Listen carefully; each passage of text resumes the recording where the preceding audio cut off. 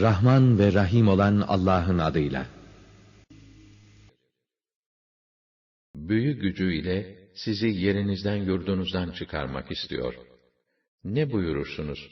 Görüşünüzü bildirin. Yüce Allah doğru söylemiştir.